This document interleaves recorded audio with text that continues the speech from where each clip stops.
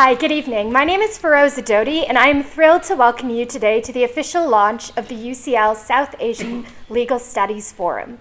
South Asian students form a significant component of the UCL Laws community, both at an undergraduate and postgraduate level, and there are also a number of non-South Asian law students who are interested in the region. This forum has been designed as a platform to debate legal issues related to the region. South Asia has a unique shared legal history and deep links with the English legal system as well. These countries retained English-style laws after independence. Historically, lawyers from the region, including Jinnah and Gandhi, who studied at UCL, trained in Britain before returning to practice in their countries. This trend continues even today. The shared common law basis of the legal systems and demographics of these countries offer innumerable opportunities for comparative and interdisciplinary research on a variety of legal issues. The UCL Faculty of Laws and the Graduate Law Society is therefore pleased to announce the launch of this forum to offer its students a platform in which to discuss issues relating to the region. Our event today draws upon modern South Asian history and the role played by English-trained lawyers in shaping it, to propose the possibility of lawyers writing a new narrative of cooperation and coexistence in the South Asian region. Most accounts of Hindu-Muslim conflict in colonial India tend to emphasize the growing distance between these admittedly shifting and changing communities. Dr. Faisal Devji will show us that this relationship was in fact marked by great intimacy, which made possible both for the harmony and violence. Before we begin, I would like to acknowledge the incredible support of the UCL Faculty of Laws, our Dean Pete, the UCL Laws event team, the Global Engagement Office, the Pakistan Society, and Dr. Amber Darr. We are also most delighted to welcome Dr. Devji, and we are most grateful for his participation and support in the event this evening. Now I'd like to welcome Pete to make a few remarks. Thank you.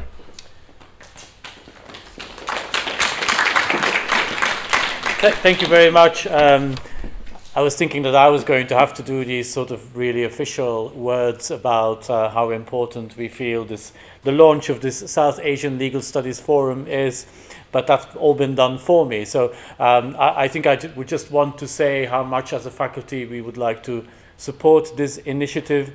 It's really not by accident that our faculty at UCL is called the Faculty of Laws, not the Faculty of Law.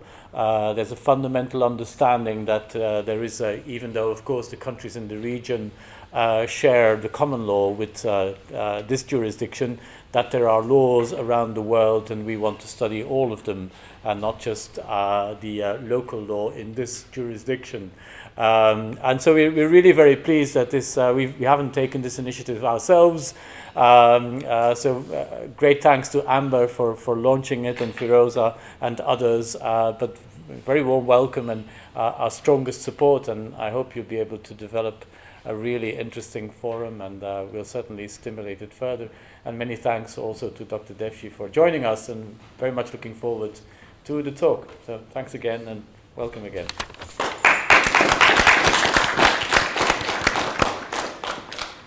Thank you, Pete. Thank you, Firoza. And thank you all for joining us here today. It is my very great pleasure to welcome and to introduce our speaker for this evening, Dr. Faisal Devji. We were absolutely delighted when he accepted our invitation to speak to us today, because we really couldn't think of anyone better placed to take a holistic, objective, and yet, to borrow a word from him, intimate view of the history of political history of South Asia. Dr. Devji is an eminent historian and political commentator. He really does not need an introduction, but as per tradition, I will give a very brief one regardless. Dr. Devji is presently the university reader in modern South Asian history at St. Antony's College, University of Oxford. He has previously held faculty positions at the New School in New York, at Yale University, and at the University of Chicago, from where he also received his PhD in intellectual history. He was also a junior fellow at the Society of Fellows at Harvard University and the director of graduate studies at the Ismaili Institute in London. Dr. Devji is primarily interested in South Asian political thought and modern Islam, and regularly contributes to a range of international publications on these and related subjects. He has also authored several books. I have 3 of them here today. The Impossible Indian, Gandhi and the Temptation of Violence, Muslim Zion, Pakistan as a political idea. I should hold them up properly. And my personal favorite, actually it's the only one I haven't read yet, but I love the color. It's Landscapes of the Jihad, Militancy, Morality and Modernity. Today, Dr. Devji will speak to us about fatal love, intimacy and interest in Indian political thought.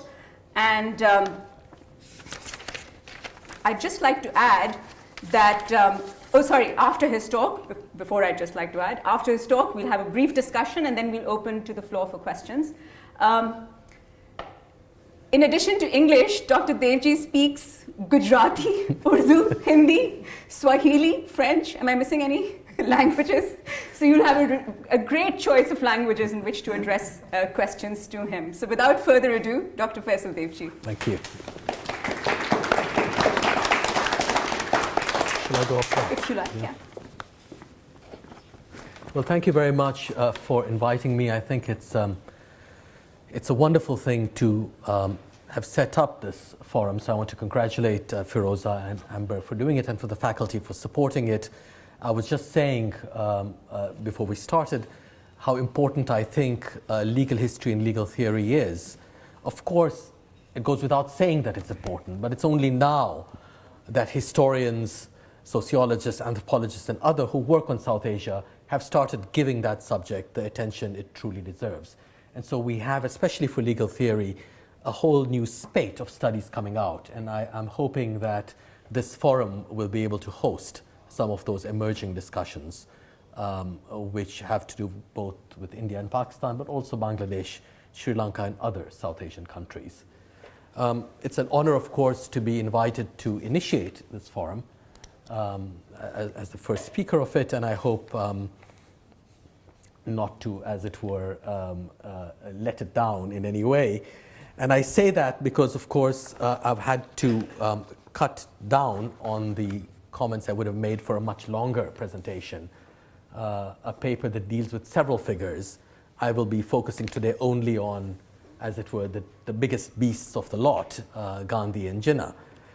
Now, let me begin by saying that from colonial times, but certainly in the period of independence as well, so-called communal conflict and communal relations, both in India and Pakistan and in Bangladesh, have been dealt with in an entirely predictable way, as a set of prejudices or passions, whether inherited or artificially stimulated, that require simply the action, neutral, disinterested action of a state or other third party to resolve.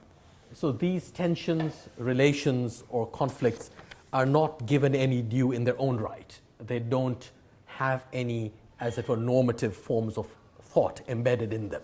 They simply need to be managed by outsiders, by others, by politicians, by lawyers, by courts, etc. And of course, this way of thinking made sense both in the colonial period, but also in the period after independence, because it presumed the state as a neutral third party, in classical liberal terms, a neutral third party whose work was precisely to intervene, to mediate between conflicting parties within civil society, preferentially in a juridical way, but also on occasion in a militaristic manner. Now, this way of thinking about conflict and the relationship between social conflict seen as being something out there, and the state or the courts or the army on this side, as dispassionate and rational actors who needed to intervene to, as it were, resolve issues of prejudice, inheritance, passion, rested on an idea or a conception of interest. Now, what's interesting about this, interest, is that from the colonial period, the problem was phrased in this manner. Either Indian, by India I mean colonial India, so what today includes Pakistan and Bangladesh, Either interests were too excessive in India, that is to say, people were willing to sacrifice their properties and on occasion even their lives for interests that are seen as being of a sort that go beyond any ability to think about a harmoniously operating society which includes different kinds of interests. So they're either too excessive or they are too recessive, that Indians were so self-sacrificial that they were apparently happy to give up their lives and their properties in pursuit of some goal. And both these visions, both these ideas of interest or interest and disinterest, you see come together, right? They're two sides of the same coin, right? So the problem often was how do you institute interests in Indian societies in such a way that they don't become either excessive or recessive, that people can operate in a good liberal fashion because they recognize themselves and others, their neighbors, as constituting interests of a liberal kind, very often economic interests. Right? Or the other option, if Indian social relations were not in fact defined by interests or interest groups, but were defined by prejudices and passions and such things, inherited opinions, then how might one manage a society in which interests are not a considerable factor? Right?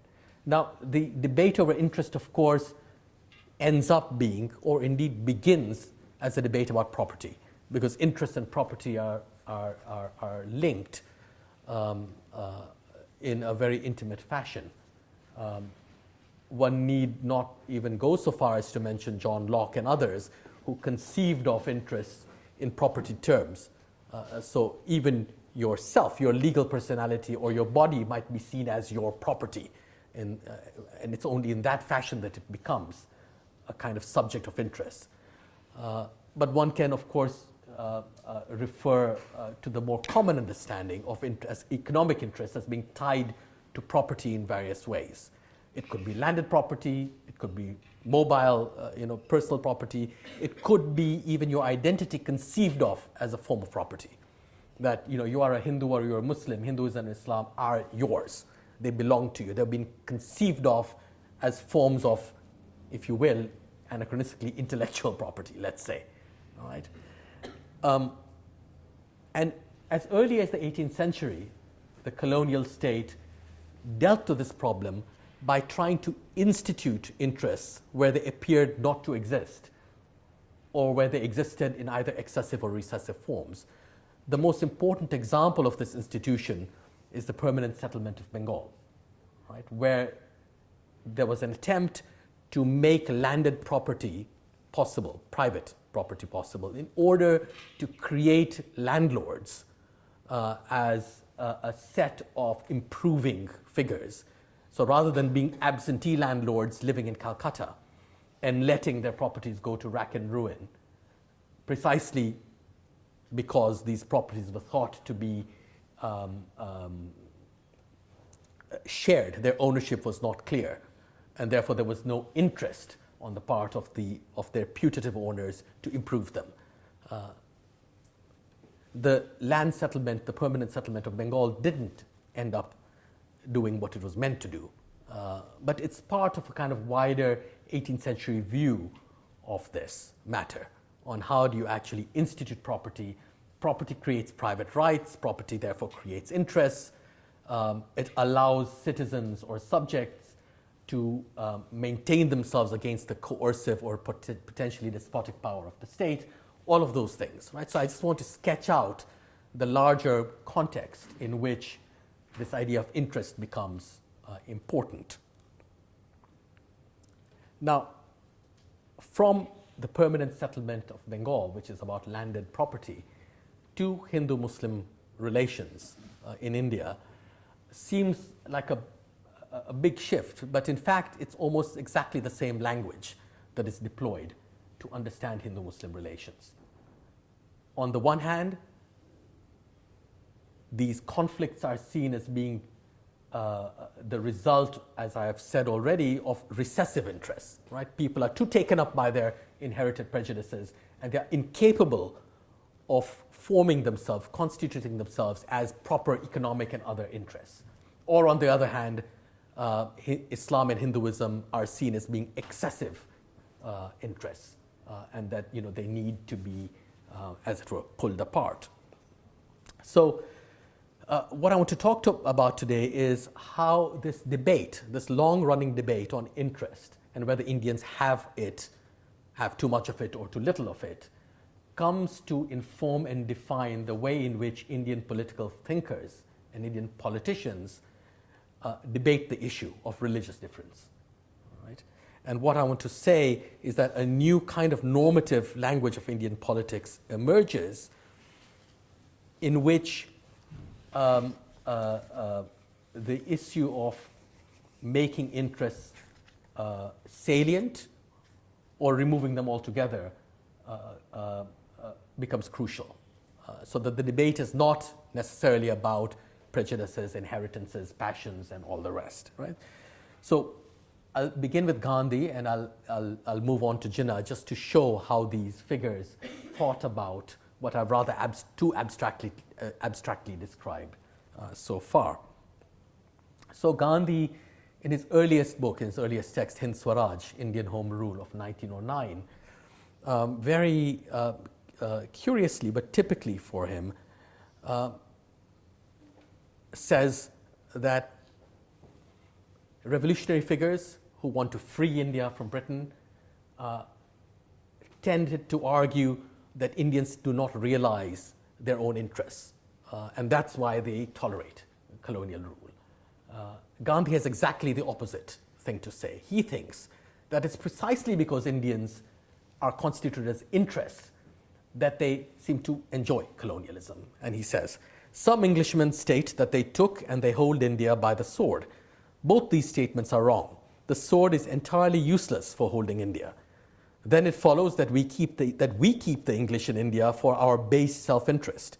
We like their commerce, they please us by their subtle methods and get what they want from us. So from the very beginning, he enters this debate against interest. He enters this debate by saying, rather than constituting Indians into, as it were, self-interested political figures in a good liberal sense, on the assumption that once they're constituted as a political interest in this manner, they will throw off the yoke of empire, he thinks exactly the opposite is true. That is, because Indians are self-interested, that they acquiesced in empire in the first place because of economic interests. They wanted the goods, they were happy with consumption. The new industrial society of Great Britain allowed them to enjoy such goods in full measure, those of the Indians who could afford them, and therefore their interest is precisely what led them to colonialism. Gandhi also thinks that this form of interest, in addition to being culpable for colonial rule, is one that nevertheless cannot define Indian social relations. And his argument is that property is something, private property is something that is too limited in its scope in India, in Indian society. That the overwhelming majority of Indians have no property of any kind.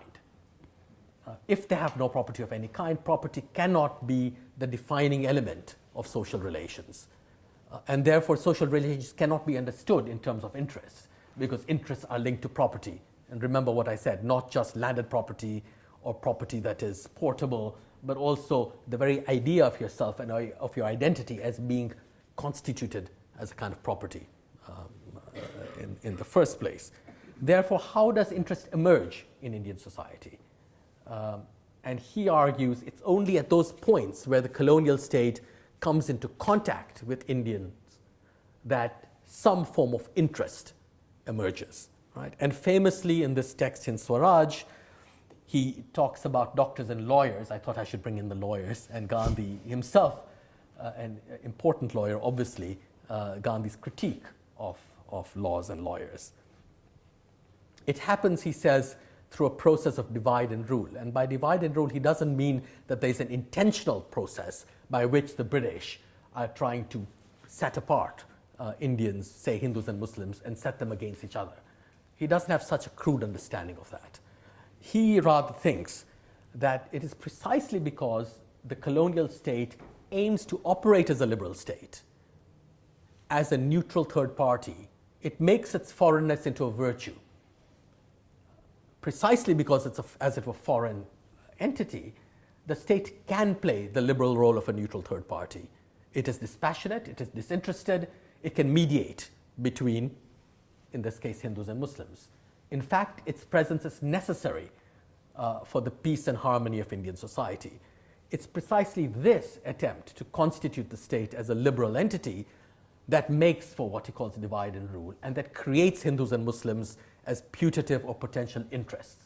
Right? So they don't pre-exist as interests, they are made into interests in this process of rule, of which the role of doctors and lawyers only serve as quite quotidian and everyday examples.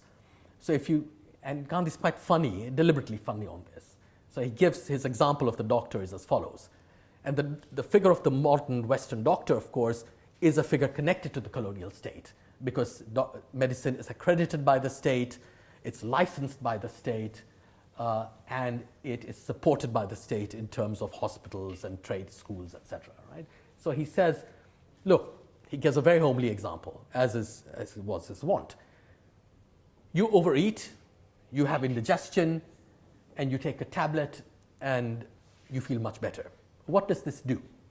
What this does is allows you to lose control over your own body, because from that point onwards, you become dependent on a consumer item made and marketed by a company, a private company, and the product of modern medicine. And so you will overeat again, and you will take the tablet again, and you will feel better. So suddenly your control over your body has been lost. You lose self-control by your, as it were, addiction to this medicine, and you are dependent on modern medicine, therefore, and on the doctor, because you need to go to the doctor to get that prescription.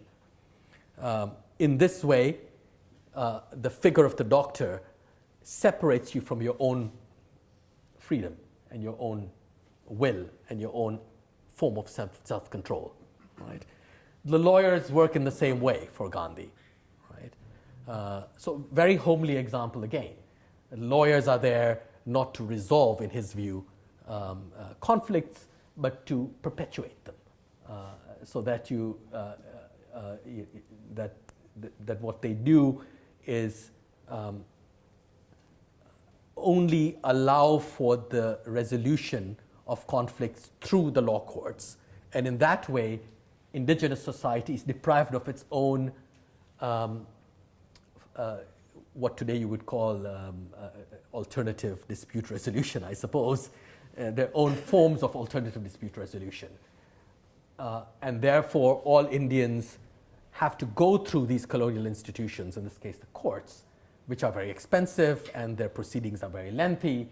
And in that way, they are constructed or they emerge as interests, right? Legal interests. So consumer interests, economic interests, legal interests, all of these things are covered by Gandhi's homely examples. So in those places where colonial institutions function and when Indians come into contact with them, only in those places do they emerge as interests of some kind. And yet precisely because these interests are so limited, they have almost no consequence for the vast majority of Indians and for the way in which Indians conceive and conduct their social relations. And let me give you an example before moving on to Jinnah of one way in which Gandhi serves as a critic of this form of interest, of limited interest creation, not in terms of Hindus and Muslims here, but in terms of men and women, gender, right? And just to show you what a problematic thinker he also is, right? So one of Gandhi's disciples, female disciples, Rehana Tayyabji, who was a kind of feminist figure, wrote to him during the discussion on women's ownership rights, property rights. And she writes to Gandhi in 1929 saying, "Why should women have either to beg or to fight in order to win back their birthright? It is strange and also tragically comic to hear a man born of woman talk loftily of the weaker sex and nobly promising to give us our due. What is this nonsense about giving? Where is the nobility and chivalry in restoring to people that which has been unlawfully wrested from them by those having brute power in their hands?" 1929, it's a pretty, radical thing to say. And here's Gandhi's response, at least part of the response. "But I am uncompromising in the matter of women's rights. In my opinion, she should labor under no legal disabilities not suffered by man. But to remove legal inequalities will be a mere palliative. The root of the evil lies much deeper than most people realize. Man has always desired power.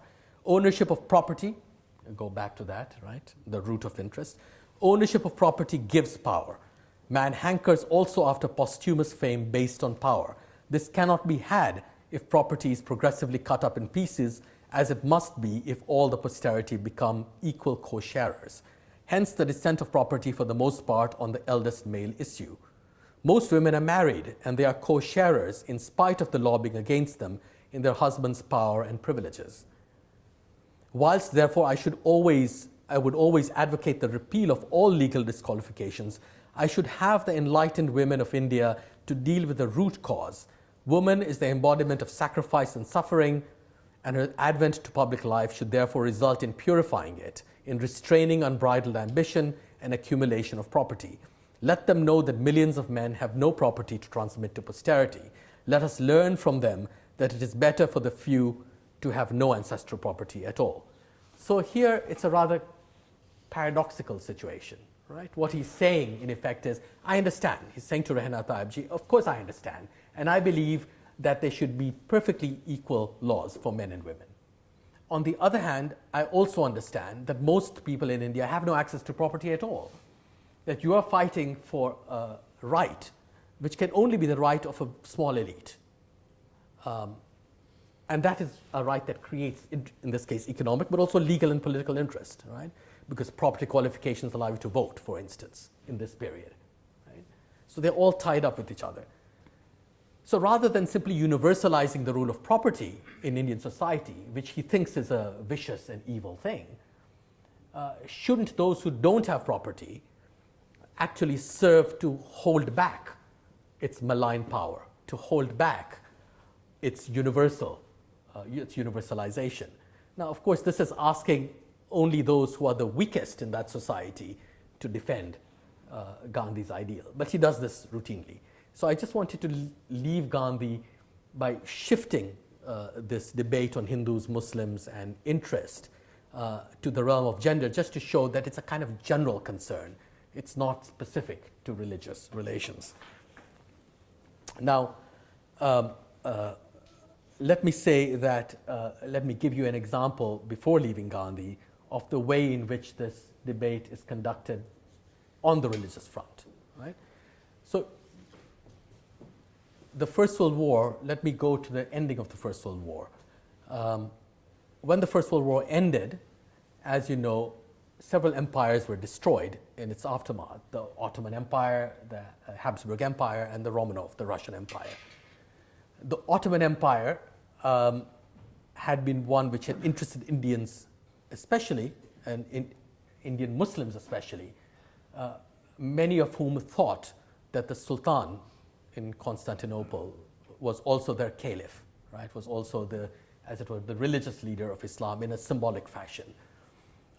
And the British Prime Minister David Lloyd George had made promises to Indian Muslims who were overrepresented in the Indian army that fought the Ottomans, that he would take their religious scruples and prejudices into consideration at the end of the war. But of course, at the end of the war, not only was Turkey deprived of her empire, but eventually the Turks themselves abolished the caliphate. So there was a movement called the Khilafat movement, which is the first big movement of non-cooperation in India's history, right? Not just of non-cooperation, the first mass movement against British rule in Indian history, right? Beginning in 1919 and ending in about 1922. Right?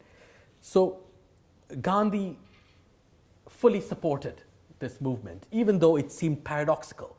Here were Indian Muslims who were agitating for a cause that lay outside India, that concerned an apparently religious, archaic figure, the caliph, from whose presence in Constantinople they derived no particular benefit. They apparently had no interest in this. They only had a prejudice. Right? There was nothing that served the self-interest of India's Muslims in making an argument for the caliphate. They weren't going to themselves to be subjects of Turkey. Gandhi saw precisely this move as a way in which he could circumvent the violence and the politics of interest, because he said, look, here is a movement that is entirely disinterested. You might call it irrational and prejudiced, but it cannot be understood to be the fruit of a mature consideration of political self-interest. Right?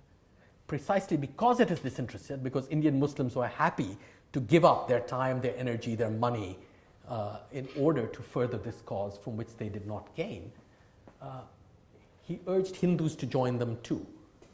Because if Hindus joined them, they too would be able to participate in a disinterested politics. Right? In other words, Hindus and Muslims could come together not because they agreed on anything. The Hindus did not believe in the caliphate, after all. Right?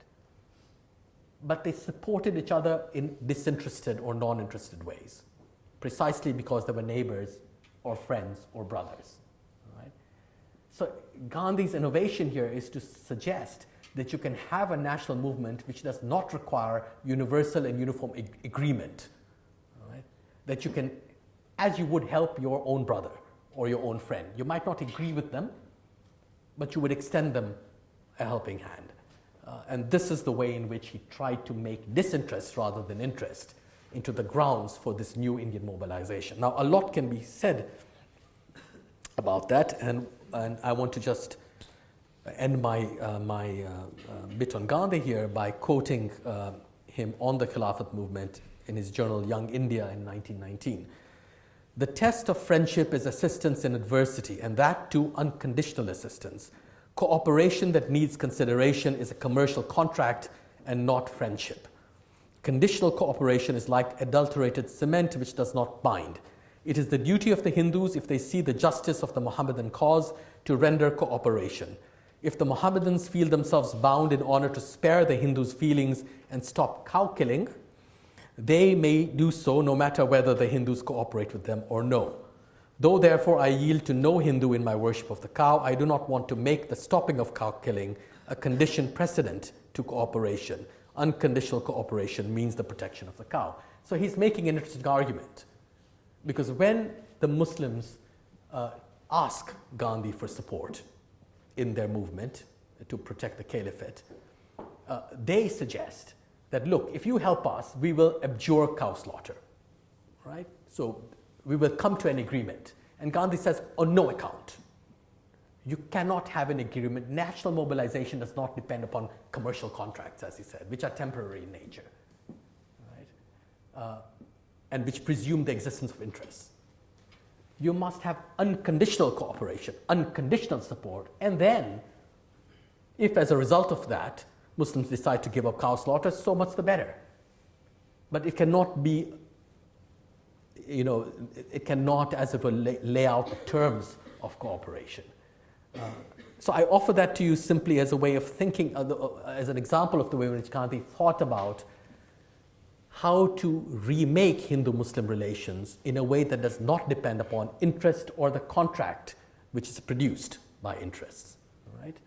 That you must have a national mobilization on other lines altogether, precisely because, as I suggested earlier, property does not define Indian social relations, and therefore interest doesn't either. That contract is a bad thing. So let me move to Jinnah. Jinnah has a completely different view, as you might imagine, of this situation. Right? Now, when I'm counterposing Gandhi and Jinnah here, I'm doing so intellectually and politically. This is not a religiously defined opposition, because in the longer argument, which I'm unable to present here, I show how it is that Hindus and Muslims are scattered across this. Right? So you have Muhammad Iqbal, the very important poet and philosopher who's claimed to be the spiritual father of Pakistan, agreeing with Gandhi, not Jinnah, on this matter, right? But you also have Savarkar, the Hindu nationalist, and Ambedkar, the Dalit activist, agreeing with Jinnah, right? So this is not a matter that divides people religiously. You have people from different religions on both sides. It is an intellectual, political disagreement. And that is one of the things that makes it so interesting for me, because it shows you that when you stop looking at this issue of religious difference purely in terms of prejudices which I inherited, that it has actually a political language, logic, and effect that is normative, that is not all about identity, right? That is actually about thinking about what a society is and should look like. So here's Jinnah. So Gandhi thought Khilafat was a great example of disinterest, and that you could bring together Hindus and Muslims without requiring either interest or contract, right? Because how could a national movement rely on interest and contract? Surely it should be about disinterest and sacrifice. Jinnah thinks exactly the opposite. He thinks the Khilafat movement is a huge mistake. He thought that Gandhi opened the door to the entry of religion into Indian politics, by which he meant, by the way, Islam, not Hinduism. Jinnah was against, he was for the Khilafat in terms of international politics, but not for the kind of movement that Gandhi ended up leading, along with Muslim religious figures, right? Jinnah thought that the problem was that Hindus and Muslims were not interested enough, that precisely because property did not define their social relations, they were too intimate with each other. That is precisely because they were, as it were, open to each other and open even to loving relations with each other, that so much hatred could emerge from this relationship, right? And let me give you an example of this. So here he is, Jinnah, speaking at the famous Muslim League session in Lahore in 1940, in a speech that eventually came to be known as the Lahore Resolution, right, for the founding of Pakistan. So here he is talking about the so-called two-nation theory, that Hindus and Muslims are two nations. He says, the Hindus and Muslims belong to two different religious philosophies, social customs, literatures. They neither intermarry nor interdine together, and indeed they belong to two different civilizations which are based mainly on conflicting ideas and conceptions. Their aspects on life and of life are different. It is quite clear that Hindus and Muslimans derive their inspiration from different sources of history. They have different epics, different heroes, and different episodes. Very often the hero of one is a foe of the other, and likewise their victories and defeats overlap. Now, on the one hand, this seems to be an absolutely separatist argument, right? Hindus and Muslims are completely different. But the very quotation also shows the opposite. Their victories and defeats overlap. The problem is not that they're so separated, but they're so intimate with each other. They live together. This is why they irk and irritate each other, right? If the hero of one is the villain of the other, then their histories do overlap. The problem then is, how do you separate them out? You need to make them into separate interests in order for them to coexist in an appropriately pacific manner, all right? Now, there's a longer argument that can be made, which I won't go into, except telegraphically, to let you know that Jinnah objected to the categories. First of all, like Gandhi, he thought interest did not define social relations in India. But unlike Gandhi, he thought they should have more interests, right? But secondly, he criticized the legal and political categories by which Indians were classified, right? So his argument is that we tend to think of Hindus as a majority and Muslims as a minority in India, in colonial India. But in fact, this is not the case. Hindus are not a majority because in fact they're divided up by caste and region and language and all the rest of it. But Muslims are also not a minority. Not only are they themselves divided up, which would make them even more, as it were, minoritized, but rather in their case, they have two very significant regional majority populations, right, in the Northwest and in the East, and they are so large in numbers as to make a mockery out of that term minority, right? So he says that, there are about, 70 odd millions at the time of Muslims in India. I said, look, there are more Indian Muslims than there are citizens of any European power outside Russia. All right? How can this gargantuan population even be considered a minority? It's absurd. Right? So, quite apart from there not being sufficiently, quite apart from Indians not being sufficiently interested, they are neither majorities nor minorities. And it's this lack that allows their overlapping, precisely because they can't separate from each other. They can never be true to these categories and to these classifications. And what Jinnah wants to do is to make that separation possible. All right? And one reason why he comes up with this idea, that sort of the two-nation theory, is precisely to say, look, there is no majority or minority in India, there are two nations. We cannot weigh them up in their numerical terms. He doesn't give any ontology or any substance to that nationality. They are purely legal, as it were, theoretical categories, the term nation. Right? And because they are two nations, therefore they must enter into negotiation and produce a contract. So unlike Gandhi, what he wants to do is to institute interests, either to make Hindus and Muslims into interest groups, or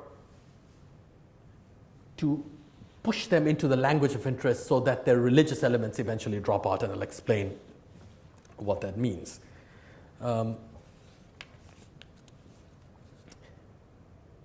Having abandoned the categories majority and minority and replaced them with the two-nation theory, two nations, Hindus and Muslims, but not giving any depth to those two nations, he simply wants to create parity between Hindus and Muslims so they can come to some kind of agreement. Right? And in this agreement, interests will be instituted and religious passions will be evacuated. Right? So when he finally achieves achieves Pakistan, there's a famous presidential address he gives in 1947 to the Constituent Assembly of Pakistan, in which he praises the agreement, this contract. Remember, Gandhi doesn't want a contract, Jinnah wants a contract. He calls it a social contract. Right? He says, the whole world is wondering at this unprecedented cyclonic revolution which has brought about the plan of creating and establishing two independent sovereign dominions in this subcontinent. As it is, it has been unprecedented. There is no parallel in the history of the world. This mighty subcontinent with all kinds of inhabitants has been brought under a plan which is titanic, unknown, unparalleled. So, it's really excessive, this rhetoric of Jinnah's. What he thinks he has done is the following. He thinks he has fulfilled what had remained merely a theoretical object in European political thought, the social contract. Whereas Hobbes, Locke, and Rousseau simply presupposed this thing called the social contract, Jinnah thought in India it had really achieved a kind of reality. Why? Because the Congress and the League had sat down, civilian leaders had sat down and come to an agreement about the partitioning of the subcontinent of the British Indian Empire and the creation of two states without any military force involved. Right? He thought this was unprecedented. A vast subcontinent divided by civilian leaders without a war into two separate and equal dominions through an act of negotiation, a contractual act.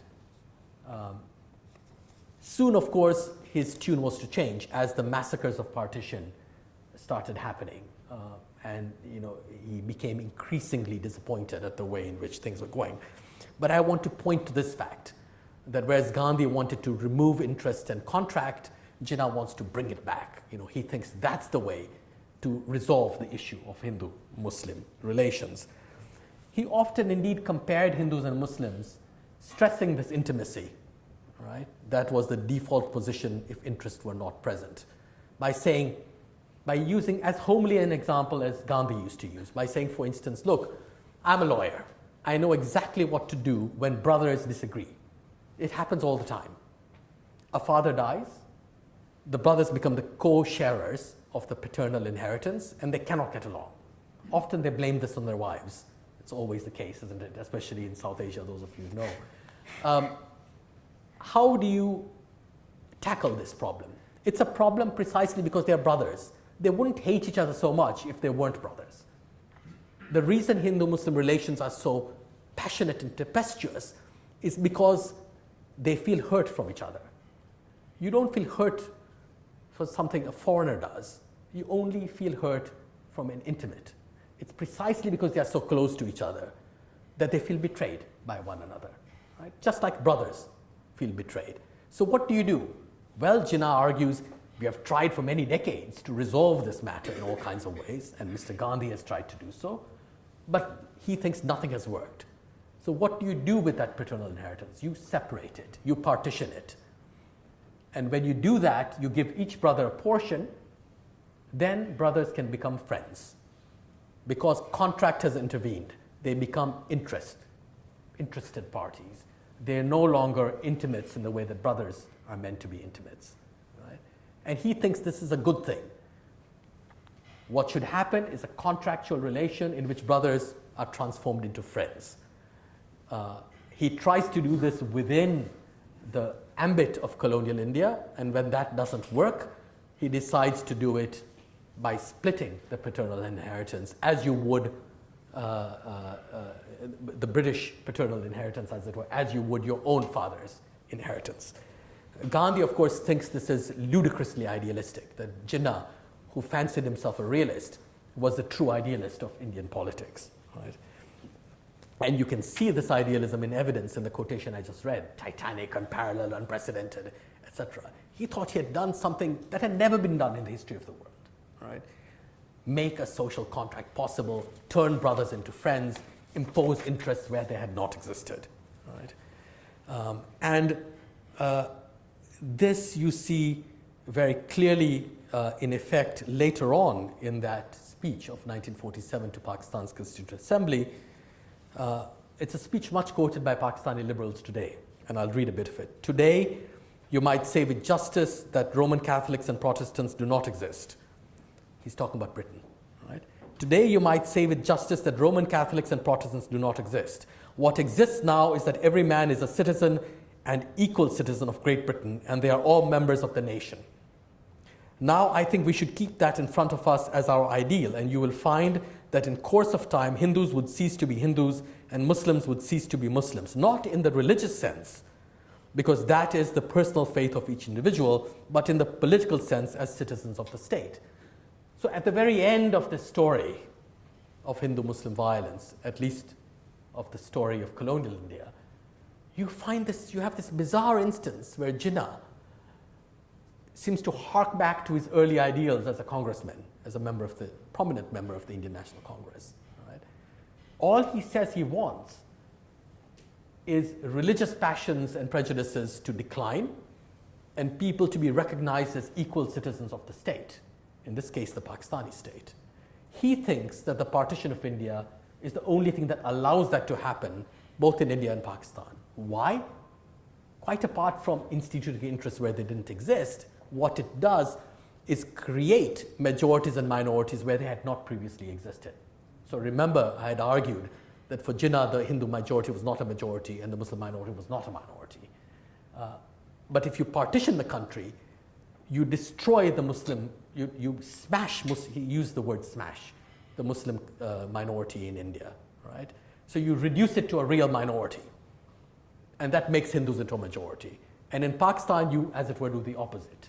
You make Muslims into a majority, and you reduce Hindus and Sikhs into minorities. And if you do that, he thought, then the religious elements of the political life could subside, because they would now be true to their own classification, right, as majorities and minorities. And as the quotation I just read suggests, people can now become full citizens, full and equal citizens of their respective countries.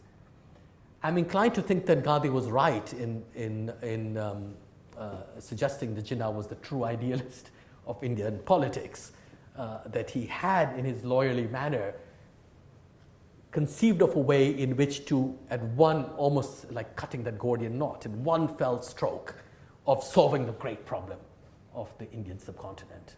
Right? Whether Gandhi was correct or Jinnah remains, I think, an open question. But what I've tried to do in this talk is to suggest how their debate, and there were only two of many people who were debating this matter, their debate was normative and general and intellectual and political, properly speaking. It was not communal. Right? It was not defined by prejudices and identities, even though both men might have had prejudices and identities. Right? The way they spoke about political matters was shared across the political spectrum and provides India and Pakistan with a distinctive political language of its own, because even today that question remains. Are we to be brothers or friends? Can we have disinterested relations, or is our fate entirely tied up with the politics of interest? Thank you.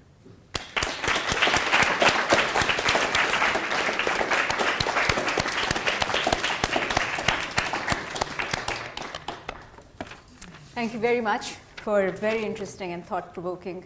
I've had, of course, the privilege of reading the longer version, so I enjoyed this very much. Thank you. I just have a few questions, and then we'll open the floor for our audience. So I'm very intrigued by the idea that relations between Hindus and Muslims in pre-partition India were marked by great intimacy. I've never heard it said before. You said it. And indeed, you call it love. You go beyond intimacy, and which makes for the possibility not only of violence, but also of harmony. So we've seen a lot of the violence in all its gory details. It's been played out on the historical stage. And I'm much more interested in exploring that very tantalizing possibility of harmony. So let's take a closer look at these two main characters of our story, Gandhi and Jinnah, both contemporaries. Gandhi, 1869, I think Jinnah, 1876. Both from the same Gujarati community in India, both trained as British barristers, and yet in this partition debate, they came to occupy opposite ends of the spectrum, almost as though they were opposing counsel in a proverbial court case. So my question is, to what extent were their ideologies and strategies informed by their legal training, and was there an overlap between these ideologies and strategies, despite their seeming polarity? Yes, I think they clearly were informed by their legal training. Gandhi in a much more paradoxical fashion, because he explicitly criticizes the law and lawyers, though his language continues to be informed by legal phraseology. He's very much against mediation of any kind. He much prefers direct relations. He thinks that even if violent, or even if potentially violent, it's through direct and unmediated relations that human relations can best be managed, as it were. So therefore, not coincidentally, he's also a critic of large states. He wants minimal states. He's a thinker of, as it were, society, all right?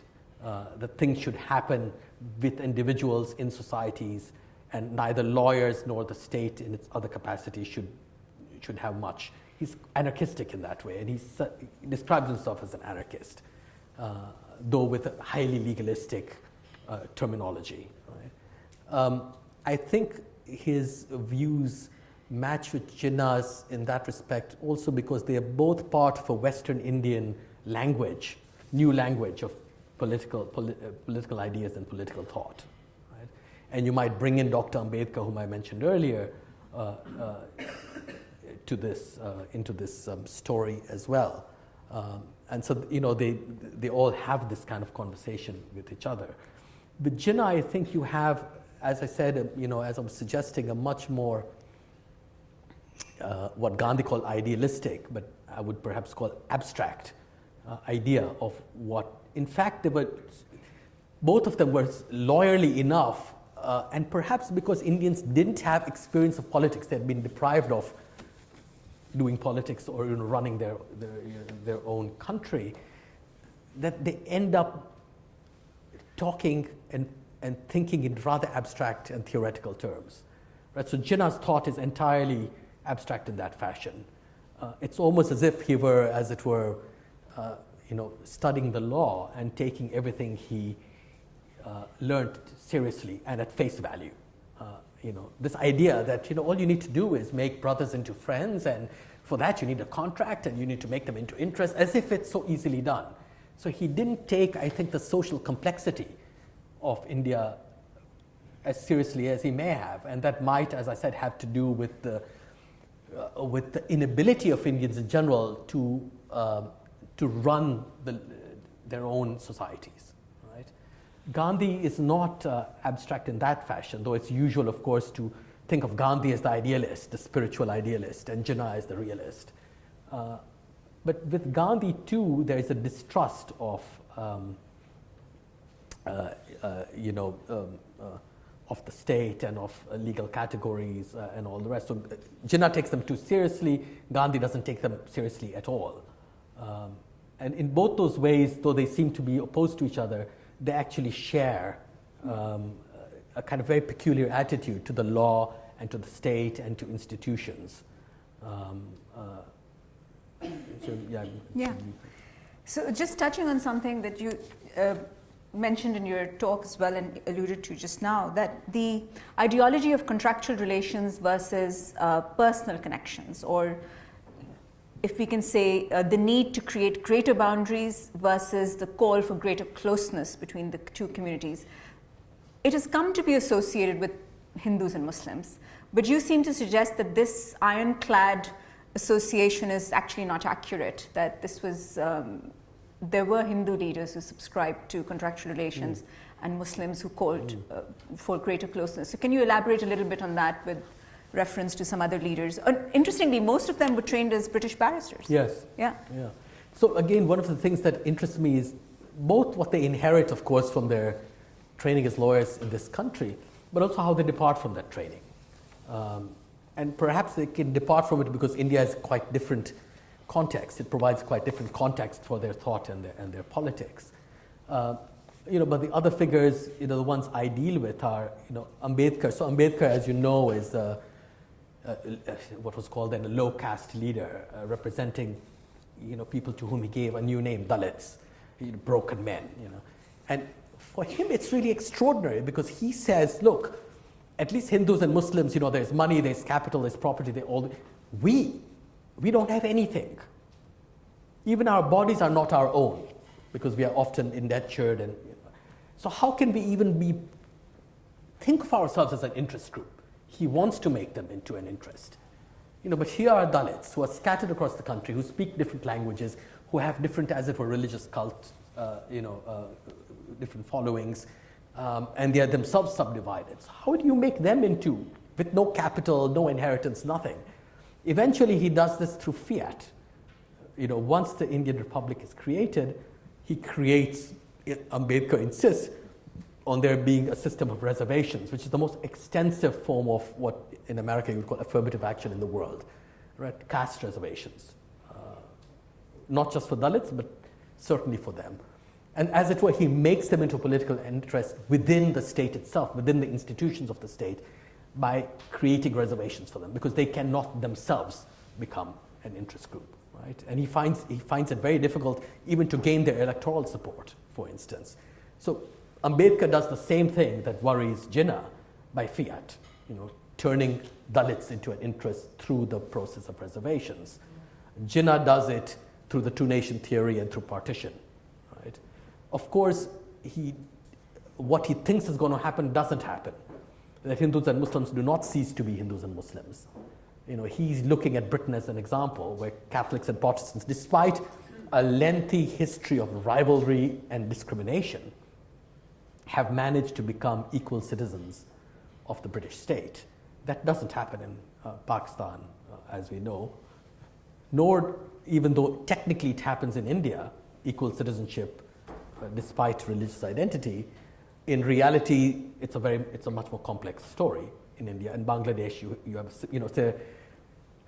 this sort of theory or abstract way of theory-led or abstract way of thinking about the problem has never managed in either or all three of these countries to achieve the success that any of these figures thought it might, with the partial exception of Ambedkar, who really does make Dalits into an interest group within the Indian state.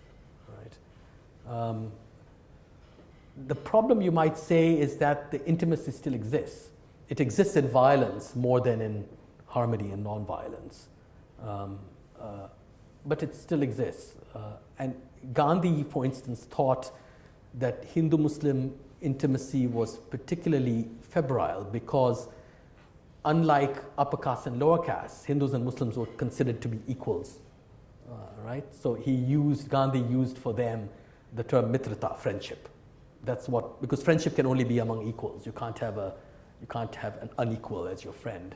Whereas the relationship between upper and lower castes was defined by seva, by service. So just as the lower caste had traditionally served the upper caste, now it was the turn of the upper caste to serve the lower caste. So it is, as it were, the potential or putative equality of Hindus and Muslims that made love, intimacy, and friendship possible, but also violence, hatred, and betrayal. And because those things were so bound up with each other, one had to either go further into the realm of disinterest, as Gandhi tried to, or withdraw from it entirely, as Jinnah tried to. Were there Muslim leaders as well who were of Gandhi's school of thought that? Well, Iqbal, because Iqbal, Jinnah was a good capitalist. Jinnah comes from a merchant caste. He liked private property. He wanted a modern state. Gandhi was not against property, but Iqbal, he was a critic of it, because he thought Iqbal here thought that property created interests that could only be violent eventually, and that could only be unequal, because a regime of property would always, in his view, ensure a hierarchical society. And since India and Pakistan eventually were deeply hierarchical societies, the regime or the rule of private property could only augment that hierarchy. It could never really destroy it, that you couldn't really move from caste to capital. You could only ever intensify caste with capital in Iqbal's view. He had also a more general critique of property, because he didn't like the idea of the nation state. He was a kind of internationalist and pan-Islamic figure. And he thought the nation state was itself private property writ large, that it guaranteed private property because you thought of the nation state as your collective property, right? I am an Indian, or I am a Pakistani, this is my country. And that guaranteed private property at every level below. So he's not so keen on interest. Like Gandhi, he thinks that social relations in India are not defined by interest. And so he needs to think of other ways, including love and friendship and all of these things, though he does so in a non-Gandhian fashion. So there are all kinds of people who are having similar thoughts, but they're not the same thoughts. They're having, what's important to note is that they're having a real conversation with each other. And you can only have a conversation about problems, questions, issues, and categories upon which you agree, even though you come to different conclusions. That's really interesting. So it seems to me, and I think you confirm it actually, that at the heart of these two conflicting ideologies was, the question at the heart of these ideologies is actually a fairly simple one, but I think history also shows us it's an unanswerable question. What is a nation, and how do you define a nation? And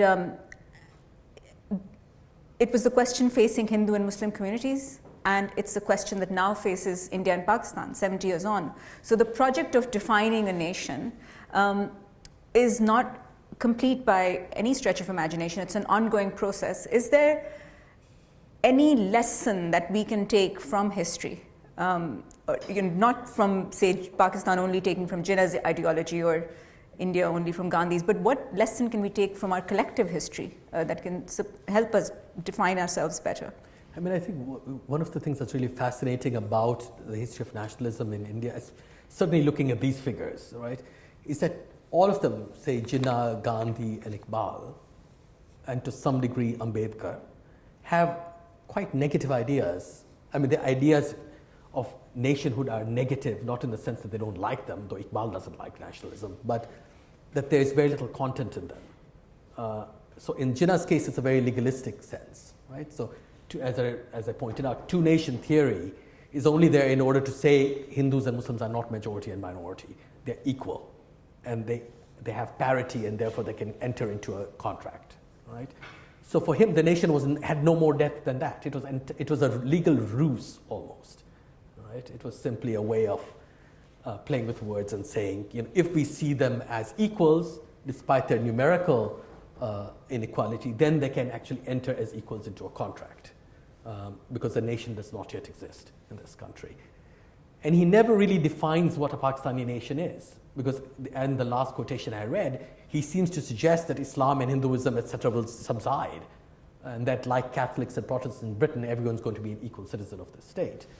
So it's almost like he doesn't get what's happening in these societies, because he's so taken up with this, if you will, legalistic reasoning.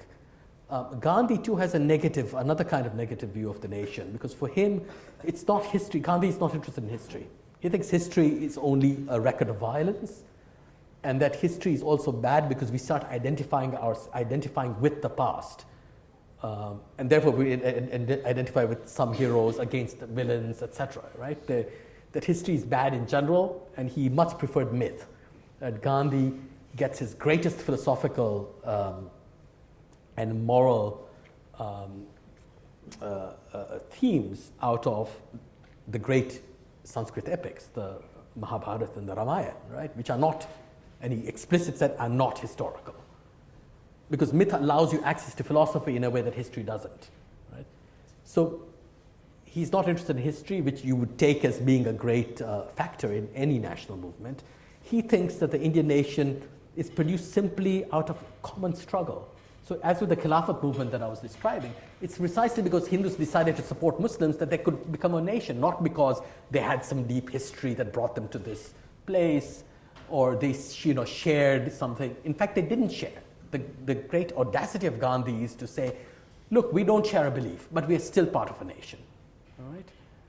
And he criticizes, our views of nation are often based on quite homely examples of the kind that Gandhi himself used. So we think about it in terms of families and intermarriage and all of this kind of stuff. And Gandhi is completely against that. He says, look, what could be more intimate than a family? And yet members of a family do not marry each other, right? They are not sexually available apart from the parents, right?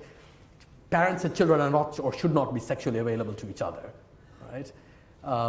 So eating together, marrying, sharing beliefs and all are not necessary in fact, they divide people up, those kinds of things. You make smaller and smaller groups. The nation only exists because there is disinterested action of supporting your neighbors, and a common struggle. A common struggle is what makes a nation. Nothing else is required. History doesn't actually help you. It detracts from the making of a nation. Only people like Nehru, and Iqbal likes history, but Iqbal too doesn't like the idea of the nation state. Right? So his history is the universal history of Islam. You can't make a nation out of that. Right? Only people like Nehru, who are, as it were, the victors of the story, though they are more conventional intellectually, go for this European continental idea of blood and soil and past and history and belonging and all of the kinds of things that normally make up national identities. But I think it's absolutely fascinating that what I'm calling the big beasts, are not so keen on it. And perhaps because they were not so keen on it, we have a certain kind of problem in defining nationality, especially in countries like Pakistan. where you have had changes in constitutions, where constant tinkering is made to the Pakistani constitution, where it's not clear where sovereignty belongs. Who do you, to be a Pakistani, do you really need to be a Muslim? Well, to be president, you need to be a Muslim, right? So it's religiously unequal. So what does all of that stuff mean? In India, you still have almost a kind of French style equality before the law, but the reality of it might be shifting. So in both these cases, I think the fact that the founding figures did not think through nationalism, not because they were unable to, but because they were critical of it. Because remember, they had lived through the First World War and the Second World War. They'd seen the crisis of the nation state in Europe. For them, this was not a done and dusted project, that there were problems in nationalism, as they saw in Germany, especially in the Second World War. They didn't want that kind of nationalism. So they were critical of it, and they stood back from it. And so you have a quite different history of the nation in these places, which is not simply about lack. It's a quite self-conscious thing that has happened. So my last question, this fatal love that you talk about, it seems that it's not only fatal because it will be the death of us, but also because it will probably only die with us. Is this then the transcendental idea of our times? Is it important to recognize and acknowledge this love that we have, the communities as well as the countries have an abiding love for each other? Can this love then conquer disagreements, as it does in the best possible scenarios?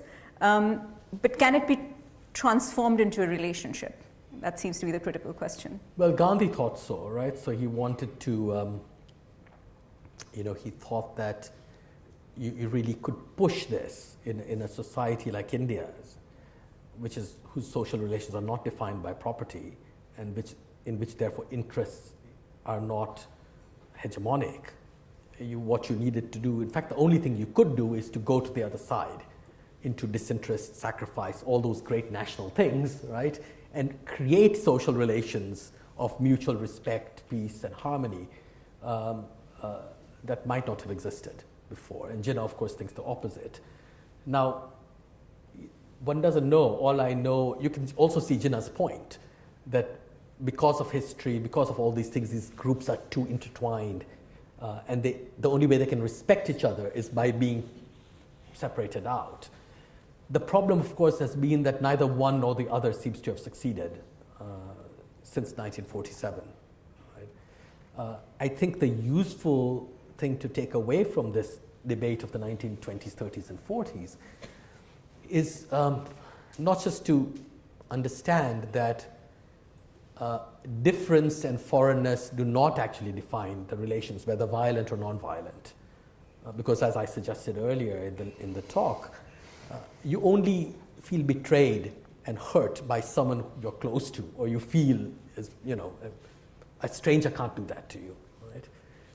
That even today, and especially at a time when Indo-Pakistani relations might be very, very bad, you still have this sense that people know who they are, and they understand each other, and they share something of a culture and all the rest. I think, of course, that is true.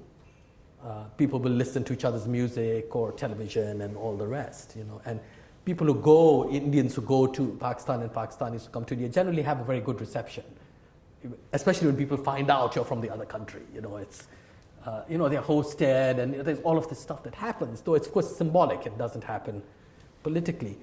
So I think it's important to recognize that, but at the same time, it's also, I think, crucial to note how these countries have proceeded in different directions as well, right? We cannot go back to the status quo ante, that there is a different logic. The Pakistan movement has a different logic from the Indian national movement. It's important to note, not to say that there were opposites and rivals and hated each other, but just to note that you can be and come from a single piece of territory and have quite different ways of thinking about your future. These ways of thinking about the future can be religious, but they needn't be. In fact, they aren't in many places, or indeed in most places. What produces Pakistan is the first Muslims or whatever, eventually First Islamic Republic, is a set of debates and histories that are very different from what produces the Second Islamic Republic, Iran, right? To say of nothing of other Muslim countries. So even at the level of religion, the ideas and the logics are very, very different. So it is not, as it were, Islam or Hinduism that entirely defines them. And perhaps Jinnah was right in this, to note, to attend to differences, but differences not of a communal kind, but of an intellectual and political kind. And I think it's precisely because we haven't been able to tear ourselves away from the inheritances and the passions and the identities, the language of these things, that we have been unable to actually focus on these relationships, whether interstate or intercommunity, in properly intellectual and political terms, right? We still get pulled back to identity rock all the time. Yeah. Whereas both these figures, Gandhi and Jinnah, try to pull us out. Right? I think we can stop our discussion here. Thank you. And over to Firoza for questions from the floor. So if anyone in the audience has any questions that they would like to ask at this time, that would be wonderful. If you can please project just so everyone in the room can hear you, and if you wouldn't mind standing up if possible when addressing your question. Are there any questions that we can get started with? Yes? Thank you. So first of all, I want to say thank you so much for your talk. It was really interesting. It was really nice to come and hear your views. I wanted to ask, what are your opinions, or what do you think about the idea of Jinnah's idea of separatism or two-nation theory achieving a reduction in conflict? Because a lot of the time, you hear about the dispute in Kashmir as a consequence of separatism. Do you believe that it's worked, or what are the effects of two-nation theory or separatism on Pakistan and India today? Well, that's a big question. Perhaps what I should say is that it might sound paradoxical, but given the fact that these two countries have had several wars, but if you look at these wars, they are, in almost every case, let's set aside for the moment the Pakistani civil war, right, the Bangladesh war. But even there, between Indian and Pakistani armies, what you find is an extraordinary, if you will, civilized form of conducting warfare and conflict. I mean, I cannot think of another instance in the post-colonial period of such rule-bound wars. India and Pakistan have generally fought their wars outside civilian areas, right, with more or less full respect for each other according to the laws of war, right? They provide a wonderful example of how the laws of war should work. Now, of course, having a war is not a good thing, so I'm not encouraging that, but I'm just pointing to this interesting fact that they have been most civilized in their wars, but not in their internecine conflicts. That's where the real violence lies, right? It's in violence that it often takes the form of riots. These are old terms, both in India and in Pakistan. The way in which armies are deployed within these countries, within each of these countries, is far more egregiously violent and unlawful than the wars fought between them. It is almost as if the kind of thing Jinnah wanted came true, at least in this, if not in nothing else. That these two countries have managed so far, right? I'm not saying it's going to continue forever, to conduct their wartime relations with a degree of,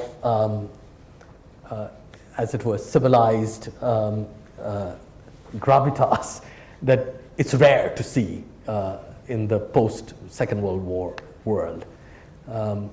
So I would turn the issue on its head by suggesting that it's in the internal violence in both countries that is the true issue, and that includes Kashmir.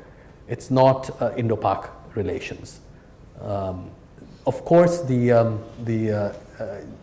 what bad Indo-Pakistani relations have done is, apart from making for a ruinous arms race between the two and sort of nuclear power status and all the rest, is, as if that wasn't bad enough, that's still manageable.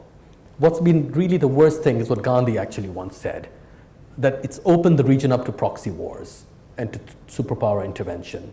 Of course, during the Cold War. Afghanistan is only one example of this, the Soviet invasion of Afghanistan and what has happened since then.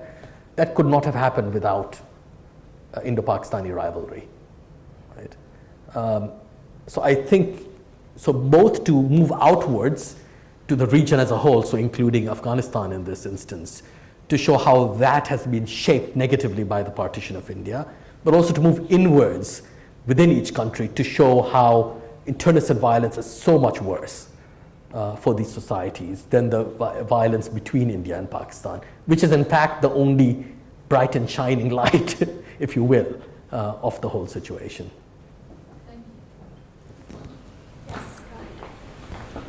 Thank you for your wonderful informative speech. And I was just interested to ask that as history suggests of South Asia, that Islam was first introduced and spread there by non-violent Sufi mystic religious practices, like by the Chishtiya dynasty of Muhammad Chishti Rahmatullah. Then being transformed from that, and then as you mentioned, Khilafat movement, which was basically inspired by the mystic religious practices. And as we know that Muhammad Ali Jinnah and his family was morally patrimonial to Maududi and his concept of spreading Islam, which was quite radical in his way. That's why probably he found it difficult to go with the Khilafat movement, and which Gandhi found easy. So my question is that, as you just said, that the creation of East Pakistan and then Bangladesh, which was based on the two-nation theory, didn't the British colonial power have some kind of unintended influence over it as well? Yes, I suppose so. I mean, but from what you can tell about British policy, which is fairly disjointed, it was disjointed structurally. So the colonial office and the India office were very often at loggerheads.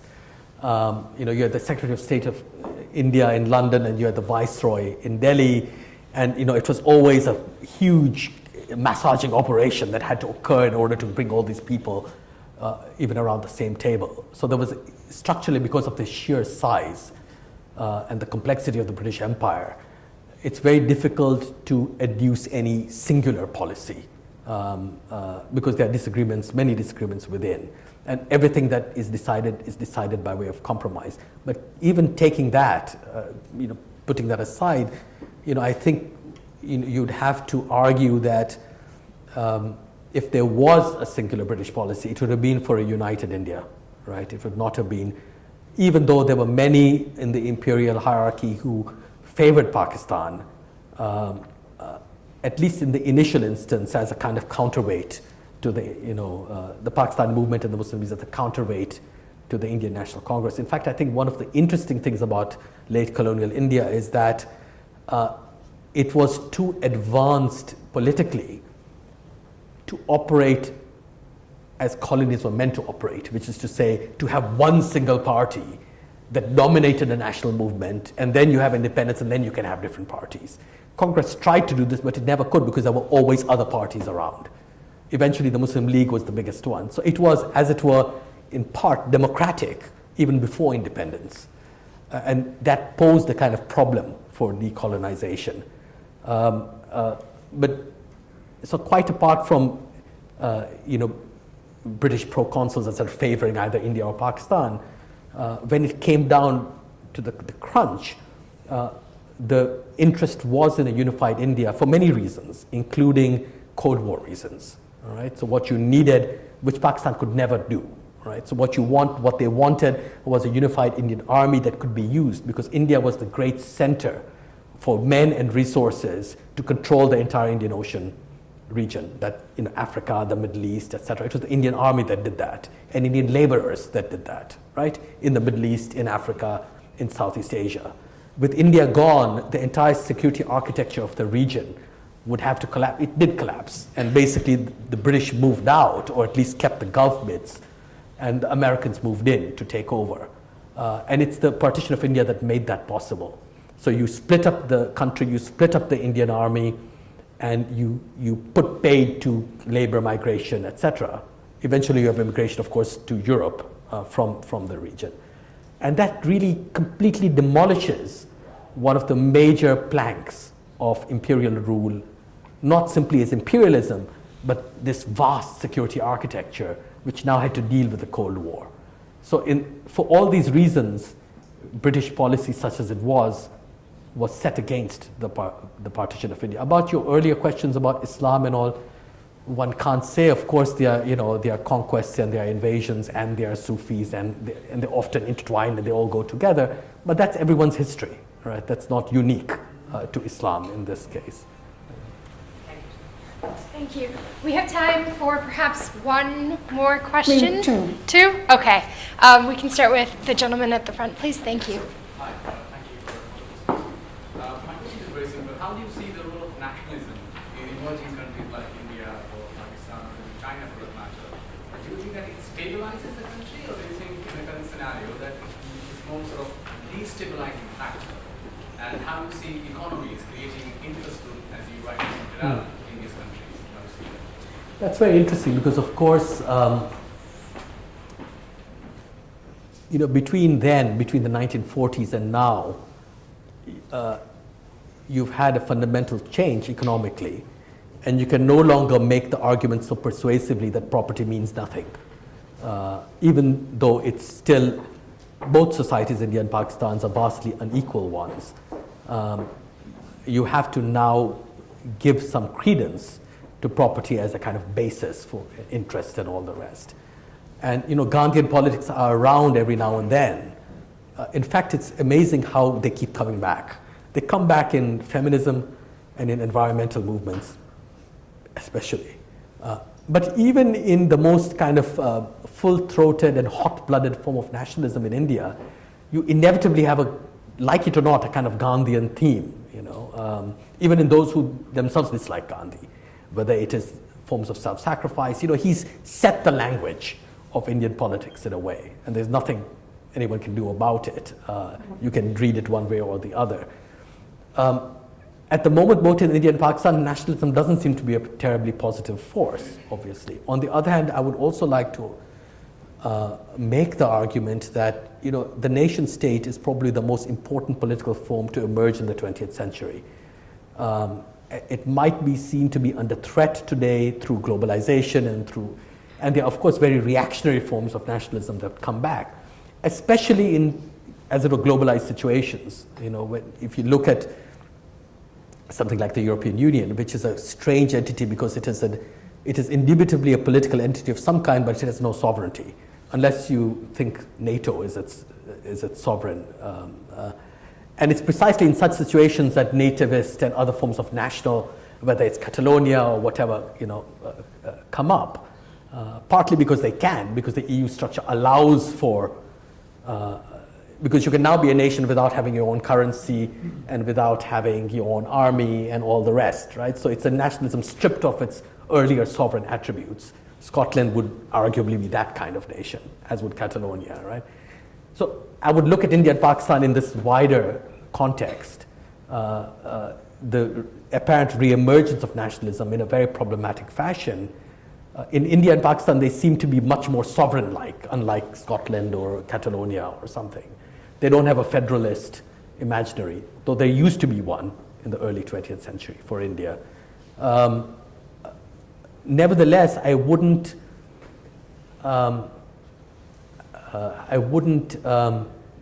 put too much pressure on it. In other words, I think it's possible to have that we can't write off the nation state or nationalism, right? And that even if you look at religious nationalism, something very interesting is going on. If you take India, Hindu nationalism in India, unlike Muslim nationalism, it is fascinating because it doesn't have a theological or a theocratic character, right? It always ends up being majoritarian. So there is no, everything is Hindu because the majority of Hindus are said to want it to be like that, right? There's never a theological argument made or a theocratic argument made, as in the case of Muslim, at least with Islamism, right? Where the Quran can be your constitution and you need to do, in the Islamic case, it's fascinating. It's never a majoritarian argument. in fact, it's the reverse of a majoritarian argument. It's saying, like Maududi, the previous questioner, was asking, you can't have people deciding on certain things because they might decide wrongly. They might decide that they should actually have alcohol legally in Pakistan, and that would be a terrible thing. So you can't let them vote on such a thing, all right? The Indian religious argument, the Hindu nationalist argument, is the opposite. It's what people want, that's what we are, all right? Now you can massage what that means. So I think it's fascinating even today that these forms of nationalism play into their colonial origins, right? On the one hand, there's a majoritarian form, Hindu, Indian, which is not theological. So it is secular in that sense. On the other hand, the kind of Muslim form, even where Muslims are in a majority, is not majoritarian. Sometimes it becomes majoritarian, but very often it's strangely minoritarian. It's about religious authorities trying to protect the status of religion and of theology and theocracy, because they are afraid that ordinary Muslim citizens might not actually want it there, right? So you have to make it untouchable. I mean, you can't, if that is a... Thank you. So we have one last question, the audience. Yes, go ahead, sir. Thank you. Good evening. That was very interesting. So if you were sandwiched in between the two prime ministers of India and Pakistan, what advice would you give them based upon your theses? Fate worse than. Yes. Fate worse it reminds you of a figure called Maulana Sandwich, if you remember him many years ago.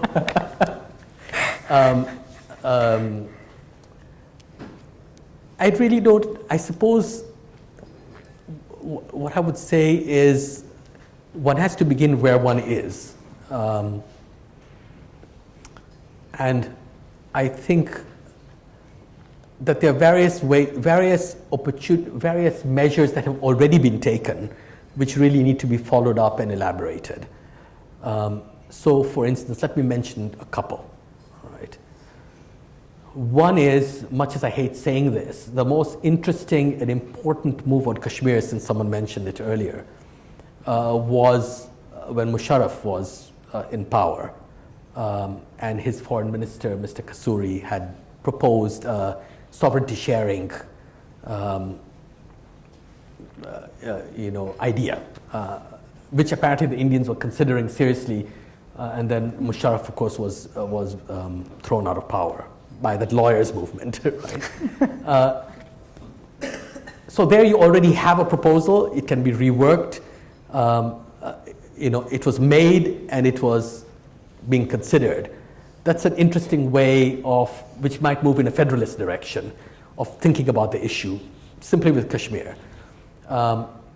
Another way of proceeding would be to, along the lines that Gandhi, for instance, suggested, and which has already happened with Bangladesh-India relations. Gandhi said, look, the problem with partition is that there will never be any resolution until all those and their families who have been forced to leave or have been killed or otherwise injured during partition, not all Indians and Pakistanis, those people, those refugees, those people who are displaced, those people who are injured, those people have to be welcomed back. They have to be allowed, whether they want to take advantage or not, to return to their homes or get compensation for what they lost, or have some kind of right. If you don't do this, he said in 1947, you'll go 100 years and there will not be any resolution. We are 70 years now, right? I think that's very interesting because, this happened with Bangladesh and India. So after the creation of Bangladesh, it's not been perfect, but you have had a situation where the Bangladeshi, there has been, others here might know more about it than I do, a policy of restitution and compensation, where those who were expelled, especially Hindus, were, you could come back and claim properties or be compensated in some way. Now, of course, the way it was actually done, the notice was too short, the procedures are too complex and all the rest. But I find it interesting because it's almost what Gandhi had suggested, that what you need to do is, since we are here talking about the law, purely legal, case-by-case basis, with a limited population, just at least make sure that there is some form of restitution and compensation and a special status, for instance. I have this status called OCI, Overseas Citizen of India, right, which allows me to travel and live there, though I'm not an Indian citizen. Right? So such statuses already exist. This is more of a confidence building measure than any number of artistic, sports, shared sports events and artists and films, and which deal with huge populations. You really need to address that particular issue. So here are two ways for which we already have legal precedents. All right, one is the Kashmir thing, and one is the restitution, for which the legal precedent is Bangladesh. I suppose one has to start somewhere, and why not start where a start has already been made, as it were. Thank you very much for your answers, and thank you everyone for your questions. We hope that you found the lecture and discussion really interesting, as I know I did. Please join me in thanking Dr. Devji for his time. That would be wonderful. And we have a drinks and snack reception at the back of the room, and it would be wonderful if you could stay for a little bit and have a chat and have something to snack on. Thanks very much. Thanks, Feroza. Thank you.